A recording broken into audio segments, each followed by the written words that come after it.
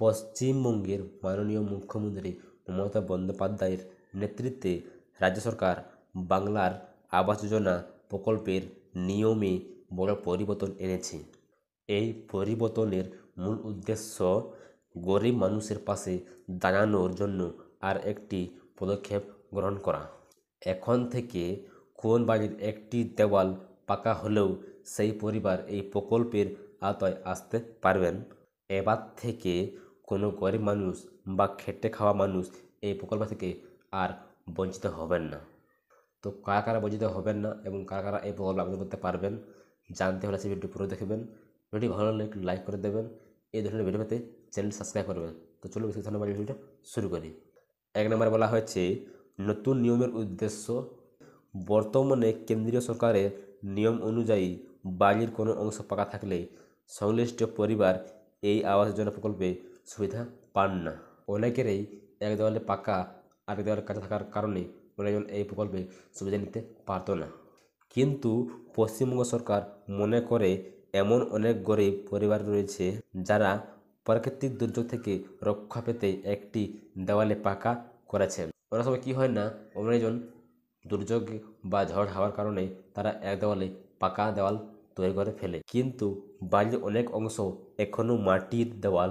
এর ফলে তারা এই প্রকল্প থেকে বঞ্চিত হচ্ছেন।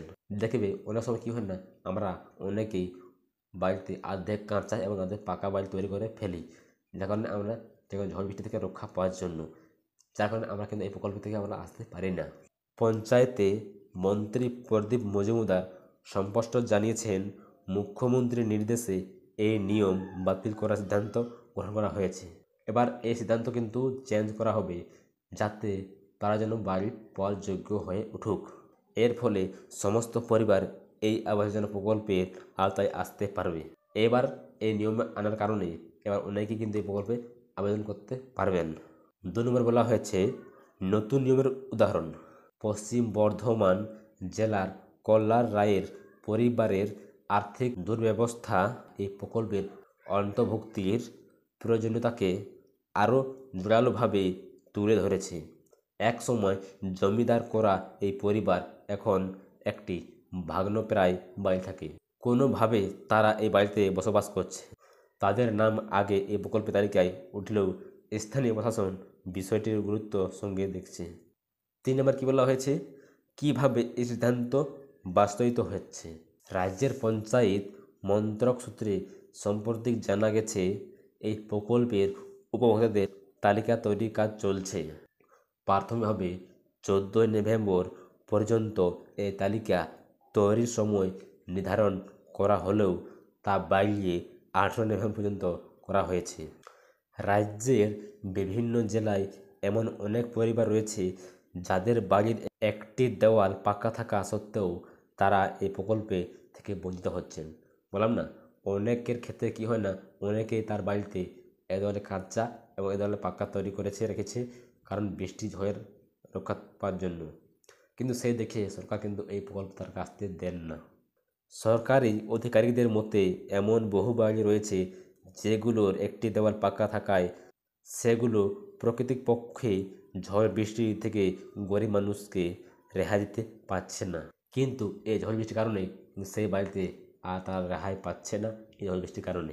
এবার সেই সমস্ত পরিবার এই প্রকল্পের আওতায় নিয়ে আসা হবে এবং সেই সমস্ত পরিবারকে আবাস যোজনা প্রকল্পের পাকা বাড়ি দেওয়া হবে।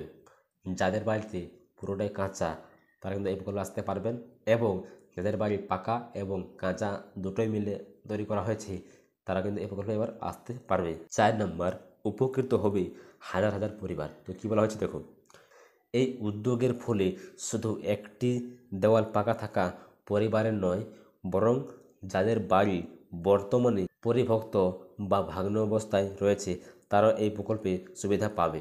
মুখ্যমন্ত্রী মমতা বন্দ্যোপাধ্যায়ের এই সিদ্ধান্তে গরিব মানুষের জীবনে এক নতুন আশার আলো দেখা দিয়েছে। তো যারা এখনও পর্যন্ত বাড়ি পাননি আপনারা কিন্তু এবার থেকে বাড়ি পেয়ে যাবেন, আর কোনো চিন্তা নেই।